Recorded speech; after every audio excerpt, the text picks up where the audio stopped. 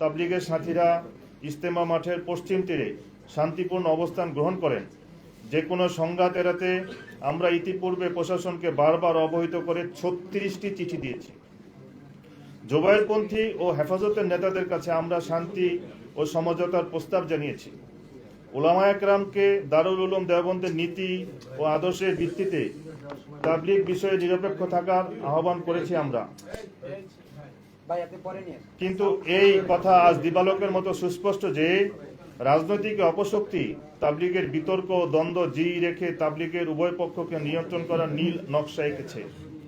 মাওলানা সাদ অনুসারীরা ময়দানে আসলে তুরাগ নদী রক্তে লাল করার হুমকি দিয়েছেন হেফাজতের নেতারা, যে কারণে ওনারা কোনোভাবেই আমাদের সাথে সমঝোতায় আসতে তৈরি হননি। তাই আমরা অত্যন্ত সুস্পষ্ট ভাষায় জানাতে চাই, টঙ্গী ময়দানের ঘটনাটি তাদের ওই হীন ষড়যন্ত্রের একটি অংশ মাত্র। প্রিয় সাংবাদিক ভাইয়েরা, আপনারা দেখেছেন যে ঢাকা মেডিকেল কলেজে হাসপাতালে থেকে কিভাবে আমাদের তাবলিগের সাথীদেরকে পুলিশ ও সাংবাদিকদের সামনে তারা প্রকাশ্যে অপহরণ করে কাকরাইল মসজিদে নিয়ে অকথ্য নির্যাতন করেছে। টঙ্গীর ময়দানে আমাদের সাথী ভাই বেলাল হোসেন নিহতের ঘটনাকে নিজেদের সাথী বলে উল্টো আমাদের নামে মিথ্যা মামলা করেছে।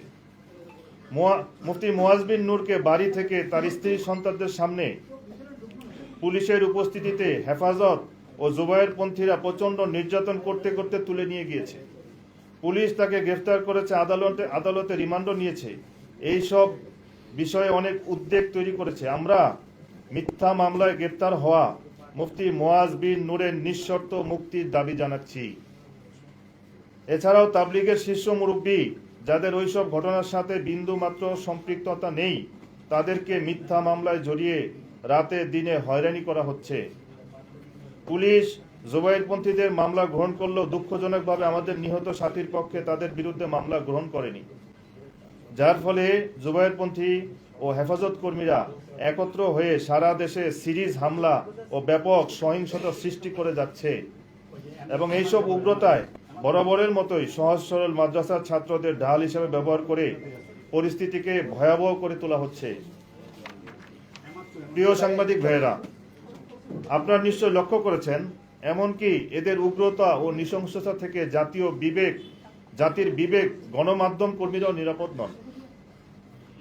এসএটিভি ও চ্যানেল 24 এর গাজীপুর জেলা প্রতিনিধিদের উপর 18 ডিসেম্বর তারিখে টঙ্গী হসপিটালে জোবায়েরপন্থীরা হামলা চালায়, যার সংবাদ ফলাও অনেক গণমাধ্যমে ইতিমধ্যে প্রকাশ হয়েছে। গতকাল 22 ডিসেম্বর 2024 তারিখে টাঙ্গাইল জেলা প্রশাসক অফিসে লাইভ সংবাদ চলাকালীন অবস্থায় ডিবিসি টেলিভিশনের জেলা প্রতিনিধির উপর জোবায়েরপন্থীরা হামলা চালায়। এই সময় আইনশৃঙ্খলা বাহিনীর সদস্যরা উপস্থিত থাকলেও সন্ত্রাসীদের আক্রমণ থেকে সাংবাদিকদের বাঁচাতে কোনো ভূমিকা পালন করতে দেখা যায়নি। আমাদের জানতে ইচ্ছা করে ধর্মীয় ফেসিবাদের এই ভয়াবহ উগ্রতার শেষ কোথায়? সাংবাদিকরাই যেখানে তাদের নৃশংস ও বর্বরতা থেকে রেহাই পাচ্ছেন না, সেখানে ভিন্নমত পোষণকারী ও সাধারণ মানুষের নিরাপত্তা কোথায়? ঢাকা সহ আমাদের সকল মাদ্রাসা ও শিক্ষা প্রতিষ্ঠানের ছাত্র শিক্ষকদের উপর জোবায়েরপন্থীরা হামলা করে আমরা গভীর উদ্বেগের সাথে জানাচ্ছি, দেশের বৃহত্তর এই জনগোষ্ঠীকে বরাবর বৈষম্য ও বিচার বঞ্চিত করা দেশকে ভয়াবহ অস্থিতিশীলতার দিকে ঠেলে দেওয়ারই নামান্তর। প্রিয় সাংবাদিক ভাইয়েরা, আমরা বলতে চাই, গত কয়েকদিনে হেফাজতের নেতাকর্মীরা সারা দেশে তাবলিগের সাথীদের বাড়ি ঘরে মাদ্রাসা মসজিদে যে ভয়াবহ তাণ্ডব চালিয়েছে, তা বিভিন্ন দেশে নির্যাতনকেও ছাড়িয়ে গিয়েছে। জোবায়েরপন্থী ও হেফাজত কর্মীদের তৈরি মব জাস্টিস বিশ্বের দরবারে বাংলাদেশের সাম্প্রদায়িক বৈষম্যহীনতা ও সম্প্রীতির পরিবেশকে ভীষণভাবে প্রশ্নবিদ্ধ করছে। এসব ঘটনার সময় বিচারও পাওয়া যাচ্ছে না এবং সংশ্লিষ্টরা এগিয়েও আসছে না। মহামান্য প্রধান উপদেষ্টা ডক্টর ইউনূস সাহেবের মতো শান্তিতে নোবেলজয়ী ব্যক্তির আমলে এই চিত্র বর্তমান সরকারের উজ্জ্বল ভাবমূর্তিকে মারাত্মক ক্ষুণ্ণ করতেছে দেশে ও বিদেশে। প্রিয় সাংবাদিক ভাইয়েরা, টঙ্গীর ঘটনার নিরপেক্ষ তদন্ত করার জন্য আমরা বিচার বিভাগীয় তদন্তের দাবি জানাই। যারা এই ঘটনার সাথে জড়িত, উস্কানিদাতা ও পরিকল্পনাকারী, তাদের বিচারের আওতায় আনা হোক, এটাই আমাদের চাওয়া। বিচার বিভাগীয় তদন্ত কমিশন এমনভাবে গঠন করা হোক যেখানে পূর্বের ফ্যাসিস্ট সরকারের প্রতিনিধিরা অবশ্যই থাকবে না। থাকবেন সকল রাজনৈতিক দলের প্রতিনিধি, সাবেক বিচারপতি, সুশীল সমাজ ও মানবাধিকার প্রতিনিধি।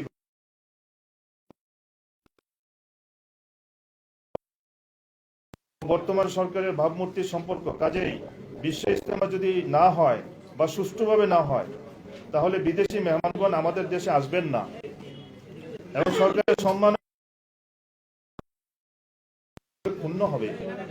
তাই সরকার ঘোষিত 9 ফেব্রুয়ারি 2025 তারিখে বিশ্ব ইজতেমার দ্বিতীয় পর্ব অনুষ্ঠানের প্রস্তুতি ও বিদেশি মেহমানদের অংশগ্রহণ নিশ্চিত করার বিষয়ে মাওলানা সাদ সাহেবের অনুসারীদের পক্ষ থেকে প্রশাসনের কাছে সব রকমের সহযোগিতা।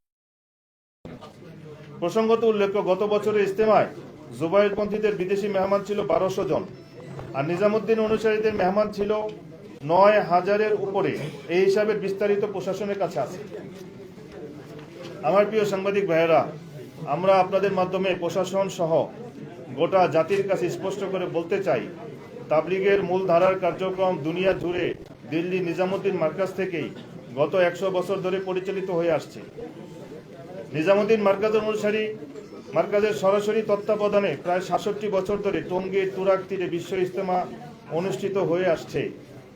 এই নিজামুদ্দিন মার্কাজের অনুসারীদেরকে কাকরাইল মসজিদ, টঙ্গীর বিশ্ব ইজতেমা এবং মসজিদে মসজিদে আমল করতে বাধা দেয়া মানে মূলত দেশের দাওয়াতের মেহনত ও বিশ্ব ইজতেমাকে হুমকির মধ্যে ফেলে দেয়া।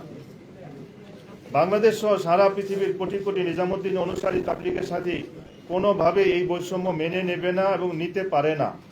তাই আপনাদের মাধ্যমে সরকার ও গোটা জাতির সামনে আজকের সাংবাদিক সম্মেলন থেকে আমরা নিচের দাবিগুলো পেশ করছি। 1 নম্বর, তাবলিগ জামাতের বিশ্ব আমির হযরত মাওলানা সাদ কান্দলবির অনুসারী সকল মুরব্বীদের নামে করা সকল মিথ্যা মামলা প্রত্যাহার করতে হবে।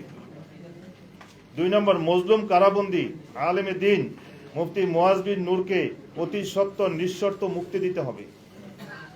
3 নম্বর, কাকরাইল মসজিদ, টঙ্গীর বিশ্ব ইজতেমা ও সারা বাংলাদেশে মসজিদ ভিত্তিক তাবলিগের কাজকে সমান অধিকারের ভিত্তিতে পরিচালনার পরিবেশ তৈরি করে দিতে হবে।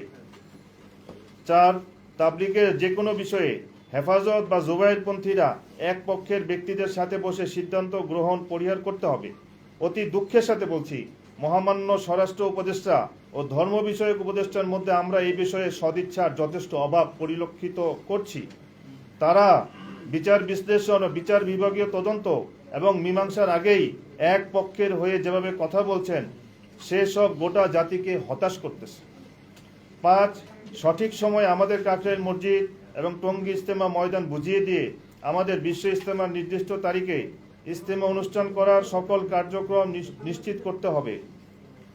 6, সারা দেশে জুবাইরপন্থী ও হেফাজত কর্মীরা নিজামুদ্দিনের অনুসারীদের উপর যে জুলুম ও নির্যাতন চালাচ্ছে, সেই সবের বিরুদ্ধে কঠিন ব্যবস্থা গ্রহণ করতে হবে। 7, বারবার তাবলিগের সাথীদের এমন সংঘর্ষ করতে না হয় সেই জন্য রাজনৈতিক ব্যক্তি ছাড়া তাবলিগের উভয় পক্ষকে নিয়ে সমঝোতার পরিবেশ তৈরি করতে হবে। 8, বিদেশ থেকে আসবেন এমন মেহমানদের ভিসা সংক্রান্ত যাবতীয় ইন্তেজাম দ্রুত সম্পন্ন করতে হবে। 9, সারা দেশে তাবলিগের সাথীদের পরিচালিত মসজিদ ও মাদ্রাসা সহ বিভিন্ন শিক্ষা প্রতিষ্ঠানের নিরীহ ছাত্র ও শিক্ষকদের নিরাপত্তা নিশ্চিত করতে হবে। 10, যে কোনো অবস্থায় সাধারণ মুসল্লি, গণমাধ্যম কর্মী ও সাংবাদিকদের নিরাপত্তা নিশ্চিত করতে হবে। এসব হামলা ও উগ্রতার কাজে মাদ্রাসার অবুঝ ছাত্রদের ব্যবহার করা যাবে না। তাবলিগ জামাত বাংলাদেশ